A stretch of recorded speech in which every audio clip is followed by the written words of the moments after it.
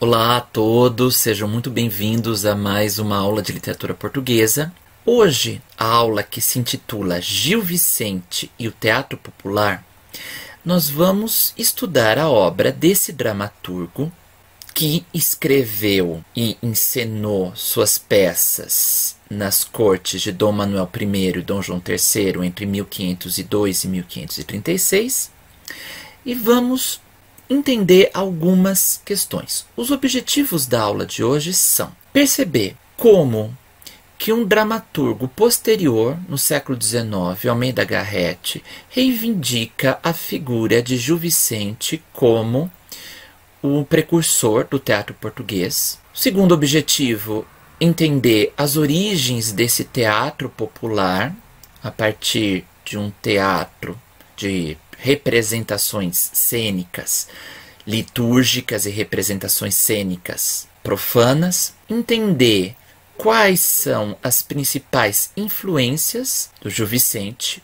e a sua originalidade como um grande avanço dramatúrgico e literário na Península Ibérica, com seu reconhecimento por outros dramaturgos, e também entender o seu teatro entroncado num período literário chamado humanismo, que se situa entre a decadência do regime feudal e o nascimento de uma classe burguesa, nessa transição entre valores teocêntricos e antropocêntricos, valores da nobreza e valores da burguesia ascendente. Então, esses são os objetivos dessa aula sobre a vida e as obras de Gil Vicente. Em 1838, o autor, que era poeta, dramaturgo e também autor de prosa de ficção, Almeida Garrett, responsável pela fundação do Teatro Nacional Dona Maria II no Rossio, em Lisboa, ele apresentou uma peça intitulada Um Auto de Gil Vicente. Essa peça, publicada em 1841, apresenta reflexões ácidas sobre a maneira como, por séculos, Portugal viveu de empréstimo de outras nações. Ao mesmo tempo em que o Garrett comenta que o Império Romano sempre viveu de empréstimo de obras gregas, Portugal também sempre viveu de empréstimo de obras castelhanas e obras italianas, esquecendo-se de que, na primeira metade do século XVI, já Gil Vicente tinha lançado os fundamentos de uma escola nacional de teatro. Ou seja, por mais que houvesse essa voz de Gil Vicente, essa voz ficou isolada, porque por muitos outros séculos, entre o século XVI e o século XIX, a produção dramatúrgica portuguesa acabou sendo pífia.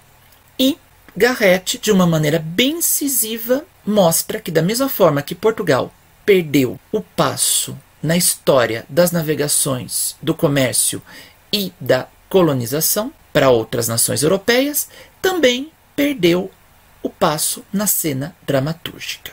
Não nos esqueçamos que Almeida Garrett faz parte da primeira geração romântica, e o romantismo, entre tantas das suas características, propunha recuperar o passado histórico, o passado nacional, a partir de elementos populares e folclóricos. Portanto, Garrett faz com que a cena portuguesa seja restaurada com a reivindicação da figura de Gil Vicente como parte do nascedouro do teatro português. Quem foi Gil Vicente? Que período que ele viveu? O que ele fez? O que ele, em termos de trabalho, qual era a sua relação com a corte de Dom Manuel I de Dom João, e depois de Dom João III. Em que contexto ele viveu? Poucos não se sabem as datas de nascimento nem de falecimento. O que se sabe é que ele viveu no período de 4 reis: Dom Afonso V, Dom João II, Dom Manuel I e Dom João III. Que ele tinha um grande prestígio nas cortes de Dom Manuel I e Dom João III, que ele viu Portugal chegar ao ápice com a descoberta do caminho marítimo para as Índias, com a descoberta do Brasil, com a fundação do Mosteiro dos Jerônimos, entre outros monumentos do período manuelino. E que ele tanto gozava de prestígio na corte que muitas das suas peças foram representadas. Uma delas, o Auto da Visitação, ou Monólogo do Vaqueiro, foi representado na Câmara da Rainha quando ela deu à luz ao Dom João III. Muitos confundem ou acreditam que o dramaturgo Gil Vicente é o autor e o ourives da Custódia de Belém, que se encontra no Museu Nacional de Arte Antiga em Lisboa. Esse excelente trabalho de ourivesaria foi feito por uma pessoa chamada Gil Vicente. Mas seria o mesmo? Sabia-se que o Gil Vicente teve vários cargos na corte. Ele gozou de um prestígio na corte, ele foi contratado para animar as festas palacianas. Mas o Gil Vicente dramaturgo era o Gil Vicente ourives, autor da Custódia de Belém? Não sabemos. Alguns críticos acham que sim, outros acham que não. Para nós entendermos o contexto histórico-cultural de Gil Vicente, nós temos que remontar a um período anterior, já no final do século XIV. Então, não nos esqueçamos, Gil Vicente, ele participa, os seus famosos autos são encenados entre 1502 e 1536, portanto, século XVI, mas temos que voltar, fazer uma viagem ao tempo e chegarmos à crise dinástica de 1383-1385, quando morre o último rei da dinastia Afonsina, Dom Fernando.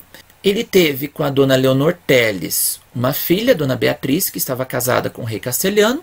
Durante a regência de Dona Leonor Teles quer a aproximação com Castela, e a burguesia, já uma burguesia ascendente, ela se une ao irmão de Dom Fernando, mestre de aviso, Dom João I, que era filho bastardo de Dom Pedro. Então, Dom Pedro teve como filho legítimo Dom Fernando e teve outros filhos bastardos, mas esse Dom João I foi reconhecido, teve um grande apoio da burguesia, da ascendente burguesia mercantil. Temos que ir um pouquinho mais para trás para entendermos o que eu já vos expliquei da Idade Média. Na Idade Média, marcada nessa íntima relação entre o feudalismo e o teocentrismo, nessa relação de servidão em que havia o suzerano, dono da terra, e o vassalo que trabalhava na terra, ou seja, não havia possibilidade de mobilidade social.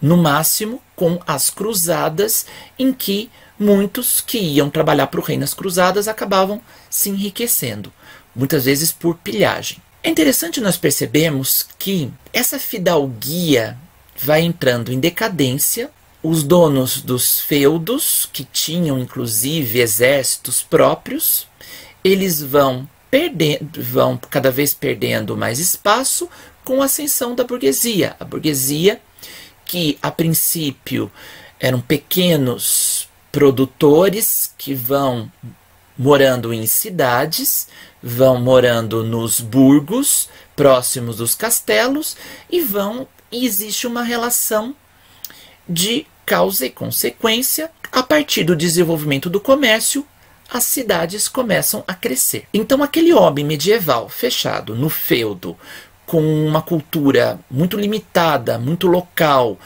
e com aquelas relações de servilismo sem mobilidade social, vai dando origem a um homem muito mais com conhecimento nacional, com conhecimento abrangente e com a possibilidade de uma força criadora para poder dominar o universo, o que aparece principalmente nos descobrimentos. Por que que muitos povos europeus tardaram os descobrimentos, além das suas particularidades, das suas guerras internas, muitas vezes? Pelo fato de que havia uma crença do mar tenebroso. O que que era o mar tenebroso?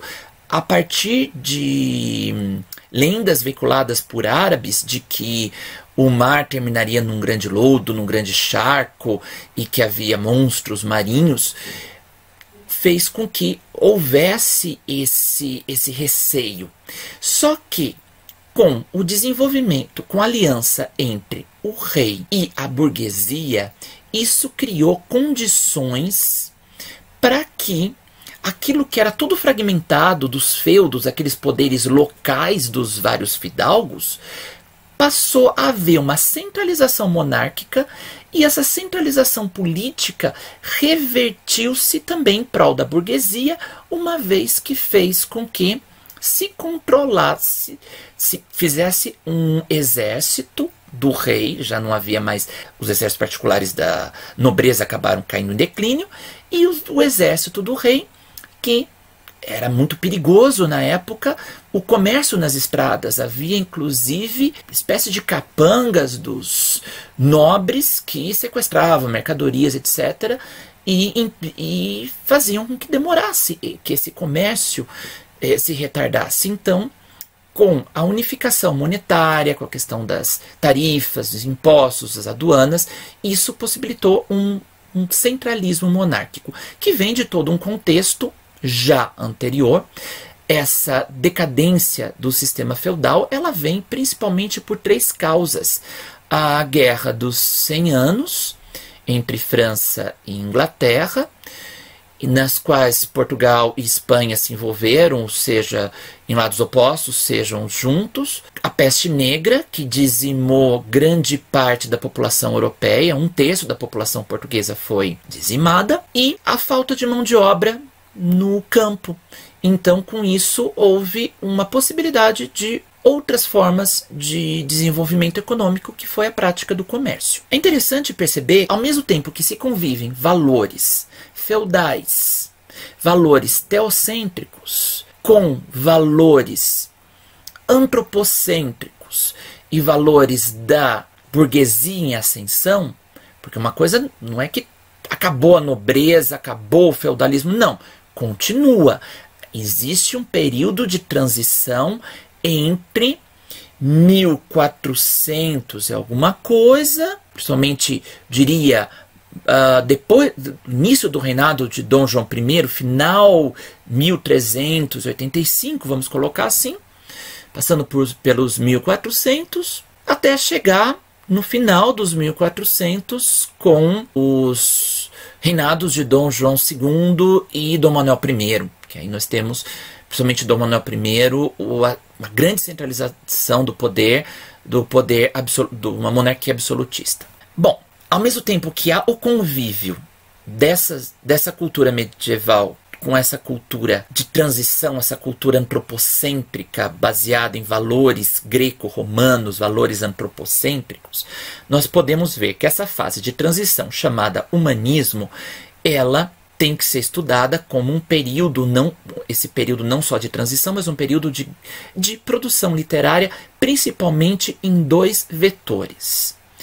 Na prosa, no caso na historiografia, uma vez que Fernão Lopes é nomeado cronista-mor da Torre do Tombo, ou seja, já trabalhava nos arquivos do rei, e ele é encarregado de colocar em crônicas as memórias dos reis. E ele desenvolve, então, uma historiografia marcada não por uma visão regiocêntrica, mas por um grande apreço na consulta das fontes históricas.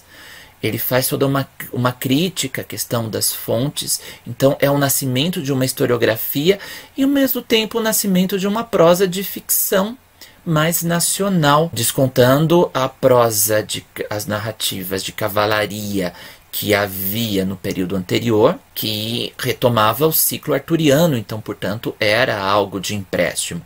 Aqui nós temos uma historiografia portuguesa nascendo e, ao mesmo tempo, uma prosa de ficção. Temos o outro vetor, que é o teatro popular de Gil Vicente. E a poesia? A poesia, que tinha florescido no primeiro período com as cantigas líricas e satíricas, principalmente no seu ápice nos reinados de Dom Afonso III e Dom Dinis, da primeira dinastia. A poesia agora ela está em decadência, a poesia mais centrada no ambiente palaciano, e muito dela foi reunida no Cancioneiro Geral de Garcia de Rezende. Então, o que nós temos dessa poesia é uma poesia palaciana. Então, o que se destaca nesse período chamado humanismo são as crônicas de Fernão Lopes e o teatro popular de Gil Vicente. Como eu vos disse, Gil Vicente vive então nesses 4 reinados, tem um grande prestígio, principalmente na corte de Dom Manuel I e Dom João III, e ele presencia toda essa ascensão da burguesia, qual ele vai se opor, ao mesmo tempo em que nós vemos uma ética feudal, nós também temos uma ética mercantil, e Gil Vicente é mais favorável a essa ética feudal. Ele acredita que o vil metal, o dinheiro, resultado do comércio, vai ser responsável pela degeneração dos costumes. Ele tem um teatro marcado por uma concepção cristã de vida, um teatro educador, edificador. Esse teatro edificador, ele não nasce com Gil Vicente, e muito menos com os dramaturgos espanhóis, um deles, Juan de la Encina, que teve grande influência no Gil Vicente na sua primeira fase, dos primeiros autos pastoris, mas ele vem de antes, quando não havia a preocupação de se fazer o texto dramático. Qual a diferença entre o texto dramático e o texto teatral? O texto dramático é o texto escrito para ser representado. E o texto teatral é a mise-en-scène, é a colocada em cena, la puesta en escena, é a representação no palco. O que havia antes de Gil Vicente eram apenas representações cênicas, ou seja, o teatro, enquanto texto escrito, enquanto texto dramático, ele não era valorizado. O que nós tínhamos eram representações cênicas religiosas ou litúrgicas e representações cênicas profanas. Quais eram elas? De que gêneros? Os mistérios, que eram episódios do nascimento e da paixão de Cristo, os milagres, que eram milagres de vários santos, as moralidades, que eram peças de edificação moral, isso nas representações litúrgicas, e nas representações profanas, ou seja, fora do templo, fora da igreja, os arremedos, que nós poderíamos identificar aí um embriãozinho das farsas, uma vez que se debochavam de costume de determinados personagens, e as encenações carnavalescas marcadas por disfarces, máscaras de carnaval. É importante percebermos que o carnaval está na base dessa estrutura dramatúrgica medieval. Vamos ver que o Mikhail Bakhtin analisa nesse livro A Cultura Popular na Idade Média e no Renascimento, com o texto de François Rabelais. Ele analisa as várias categorias carnavalescas e entende o carnaval enquanto ritual, tanto na Idade Média como no Renascimento, e a literatura carnavalesca oriunda dessa visão de mundo desse carnaval. É interessante que, ao mesmo tempo que o teatro vicentino ele visa ao riso, ele utiliza da sátira aos vários tipos sociais, é um teatro de edificação. Predominam características medievais nesse teatro. Nós vamos pensar, ele produziu de 1502 a 1536, em que havia também outros dramaturgos que seguiam a regra das 3 unidades a regra clássica das 3 unidades, de que deveria ter uma unidade de tempo, de espaço e de ação, ou seja, a ação não poderia ser muito longa, deveria durar no máximo um dia e deveria ter poucos espaços, porque esses espaços seriam configurados nos cenários da peça. O Gil Vicente não se preocupa com isso. Então ele defende, claro, valores morais, sociais e religiosos dessa ética feudal em oposição à ética mercantil. Existem elementos renascentistas e pré-reformistas? Existem, mas não reformistas no sentido de reforma protestante.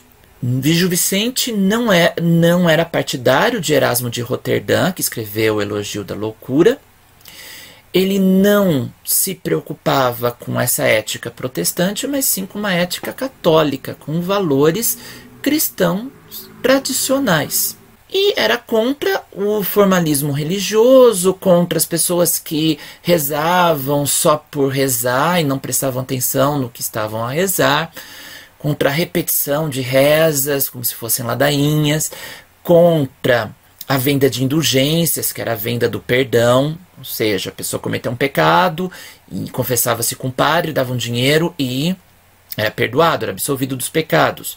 E toda a corrupção dos padres, os padres nas suas vidas amancebadas, que eu tratarei daqui a pouco. Muito da obra do Gil Vicente se perdeu. Porque é interessante, ele viveu no reinado de Dom Manuel I, que foi um reinado muito tolerante em termos de, inclusive com os judeus. O Gil Vicente ele escreve uma carta ao rei Dom Manuel para que não haja perseguição aos judeus ou aos cristãos novos, que eram judeus convertidos ao cristianismo. Então, no período de Dom Manuel, nós temos uma grande tolerância e grande adaptação dos judeus a esse reinado. Entretanto, no reinado posterior de Dom João III, é instaurada a Inquisição em 1536. E, curiosamente, 1536 é a última peça de Gil Vicente. Não nos esqueçamos que Gil Vicente fazia críticas ácidas aos vários membros do clero. Teria sido perseguido pela Inquisição? Não sabemos. O fato é que muitas das suas peças que então circulavam, posteriormente passaram a figurar no Índex, ou seja, na lista dos livros proibidos pela Inquisição. E na compilação de todas as obras de Gil Vicente feita pelo seu filho Luiz Vicente, constam 44 peças, muitas escritas em português, outras em castelhano e outras bilíngues. É interessante perceber uma das características do Gil Vicente, esse domínio de várias línguas e também de várias linguagens, aquilo que o Bakhtin depois vai chamar de estratificação da linguagem. Nós vemos as várias personagens vicentinas que se expressam, cada uma de acordo com a classe social, ela se expressa utilizando um tipo de linguagem, seja um português mais culto, um estilo mais solene, um estilo mais baixo, popular, um estilo mais com palavrões, um latim macarrônico, um português mais arcaico, etc, etc. Dessas várias peças, eu destaco para as nossas próximas aulas o Alto da Índia, o Alto da Barca do Inferno, Farsa de Inês Pereira, Alto da Feira e Alto da Lusitânia. Então, nessa baliza temporal entre a apresentação da primeira peça, 1502, Monólogo do Vaqueiro ao Alto da Visitação, e 1536, Floresta de Enganos, nós vamos ter uma galeria de personagens interessantíssimas. Então, que nenhum grande autor de telenovela pensaria em explorar tão bem uma sociedade como fez Gil Vicente, na exploração de vários tipos humanos, de várias personagens alegóricas, personagens bíblicas, míticas, figuras teológicas e um tipo tradicional que vai ser o parvo. Então, dessas várias personagens, nós temos personagens que não são representadas como tipos psicológicos, mas sim tipos sociais, como o pastor, o camponês, o escudeiro, o frade, o judeu, a alcoviteira, a moça da vila. Nesses tipos humanos, nós vemos E eu já volto a comentar sobre as outras personagens. Nós vemos cada uma delas marcada por determinados traços, alguns até frutos de preconceitos da época, preconceitos populares. Nós vemos, primeira, o pastor marcado por uma certa convenção literária, ou seja, já modelo do Juan de la Encina. Então, que fazia rir aos cortesãos, porque o pastor era ignorante, marcado por uma simplicidade, e também emitia juízos e paradoxos que colocavam em causa toda uma ordem estabelecida. Então, muitas vezes, muitas críticas mais ácidas o Gil Vicente coloca na boca dos pastores. A figura mais alvo de sátira ao longo de várias peças do Gil Vicente, tá? Quase em todas, que se proliferava, nascia como se fosse praga, eram os frades. Isso ele criticava frades de vários estratos, tanto clérigo do campo, como até o papado ele chegou a criticar. E até numa das peças, numa das figuras alegóricas, até Roma representando a Santa Sé. Então, o frade era marcado pelo descompasso entre os seus atos e os seus ideais. Normalmente era visto como uma vida mundana, uma vida cortesã. Ao invés de jejuns e penitências, praticava esgrima, praticava esportes típicos de fidalgos e eram grandes proprietários de terra e ao mesmo tempo viviam uma vida amancebada, tinham várias amantes. Outra figura alvo dessa sátira incisiva é o escudeiro, que é uma espécie de parasita ocioso e vadio que imitava padrões dessa nobreza decadente, essa nobreza que já estava a ser substituída pela burguesia mercantil e que, de uma certa forma, ele age como aquele que ele quer imitar a fidalguia, ele quer imitar o fidalgo, marcado por uma presunção e pela exploração dos seus servidores, nessa relação de suzerania e vassalagem. É interessante que tanto o fidalgo do alto da barca do inferno, que não se desliga dos seus bens materiais e das suas atitudes e passa o rio onde estão as duas barcas, a barca do paraíso e a barca do inferno, e ele não se desprende desses valores de ter junto consigo uma espécie de pajem ou moço que carrega a sua cauda, que é o seu vestimento, e a sua cadeira, porque muitos fidalgos saíam e pediam acompanhados do empregado, e pediam que o empregado tinha que carregar a cadeira, porque quando ele tinha vontade de se sentar, ele se sentava. Então, tanto que o diabo no alto da barca do inferno comenta que aqui tu terás uma cadeia cheia de lavores, cheia de dores e sofrimentos. A cadeira aqui é sobeja, aqui uma cadeira que entrou na igreja não se faz necessário aqui nessa barca do inferno. Então o fidalgo, ele é julgado, o anjo não aceita recebê-lo e ele acaba sendo levado para a barca do inferno. Ou seja, havia duas possibilidades nessa peça: ou entrar as almas, elas estavam nesse rio, nessa transição, ou iam para a barca do anjo ou para a barca do diabo. E esse fidalgo aparece na figura do escudeiro da farsa de Inês Pereira. O escudeiro, ele passa, esse escudeiro da farsa de Inês Pereira vai ser o primeiro marido da Inês, que apresenta um comportamento que imita essa fidalguia. Ele também se faz acompanhar, quando ele é um pretendente da Inês, ajuntado pelos judeus casamenteiros, ele é acompanhado também de um moço. É interessante que na farsa de Inês Pereira nós vamos ver que o escudeiro diz de si uma série de lorotas, ele é marcado pelo parecer sobre o ser, enquanto o moço, ele, nos seus vários apartes, o que é o aparte? É uma comunicação extracênica, não é uma comunicação intracênica. A comunicação intracênica é uma comunicação entre as personagens que são representadas por atores, enquanto a comunicação extracênica é a comunicação do ator que está representando a personagem com o público, falando só com o público para que as outras personagens não escutem. Então, o à parte é um procedimento próximo do monólogo, muito típico em muitas peças medievais. Então, nós vemos que tanto o fidalgo como o escudeiro, eles são marcados por essa presunção e pela exploração dos seus servidores. Outra figura, também alvo da sátira vicentina, é o magistrado e o administrador. No Alto da Barca do Inferno, nós temos duas personagens que representam a justiça, que é o corregedor e o procurador. E o corregedor, ele traz que o corregedor é o juiz que deveria julgar outros juízes, e esse juiz está mais sujo que pau de galinheiro, como se diz. Então esse juiz, esse corregedor, ele vem carregado de perdizes, de subornos que recebeu para dar causas favoráveis a determinados judeus ricos.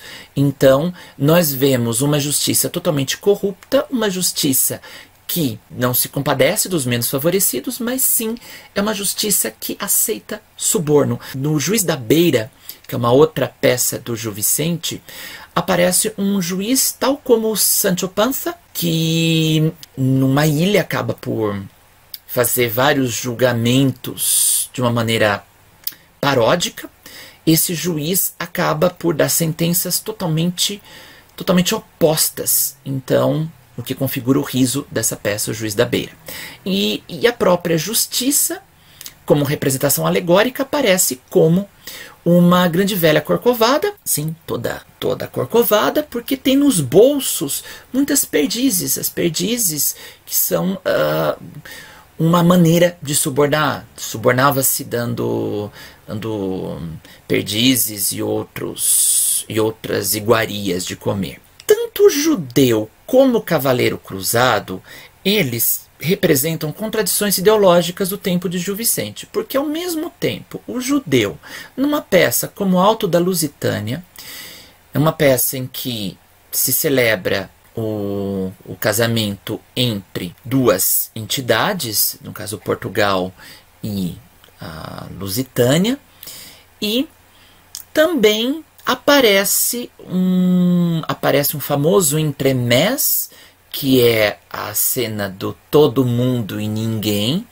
em que dois diabos anotam o que dizem essas personagens alegóricas, mas é interessante perceber que na primeira parte da peça os judeus são vistos de uma maneira totalmente realista e despreconceituosa, porque Gil Vicente era favorável a essa política de assimilação tolerante, que Gil Vicente não concordava. Ele tem uma posição ambígua em que ele mostra muitas vezes esse judeu sendo observado por comportamentos como mesquinhez e ganância, e muitas vezes satirizados de acordo com os preconceitos populares, preconceitos da época. Tanto que quando o judeu chega na barca para passar por uma das barcas, o parvo diz que faz uma série de impropérios, satirizando o judeu que vem carregado com um bode. Ele quer passar,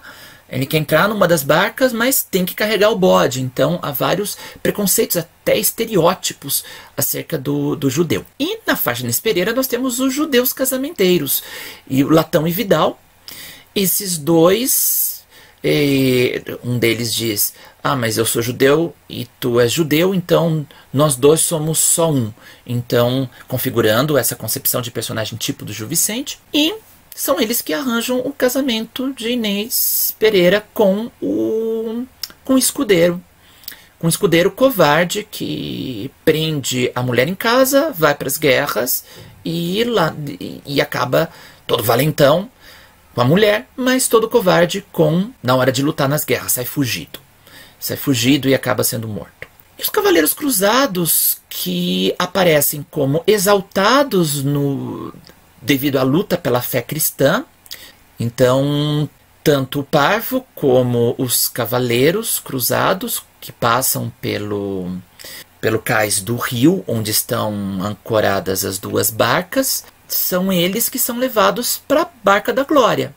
Então, tanto os cavaleiros como o parvo são aqueles que merecem a redenção.